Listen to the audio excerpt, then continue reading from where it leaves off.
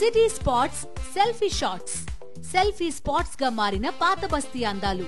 పూర్తి వివరాలకు చదవండి రేపటి సాక్షి దినపత్రిక. కూటమి సర్కార్ అప్పులపై ఎక్స్ వేదికగా రియాక్ట్ అయ్యారు వైఎస్ఆర్సీపీ ఎంపీ విజయసాయిరెడ్డి. చంద్రబాబు సర్కార్ ప్రతి మంగళవారం అప్పులు తెస్తోందని, ఆ డబ్బంతా ఏం చేస్తోందని ప్రశ్నించారు.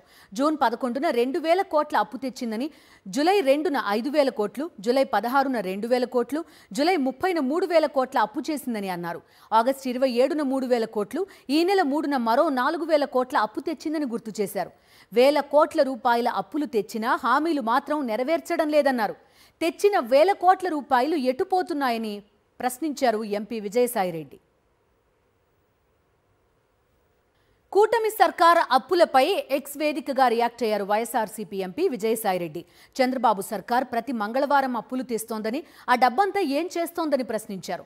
జూన్ 11న 2,000 కోట్ల అప్పు తెచ్చిందని, జూలై 2న 5,000 కోట్లు, జూలై 16న 2,000 కోట్లు, జూలై 30న 3,000 కోట్ల అప్పు చేసిందని అన్నారు.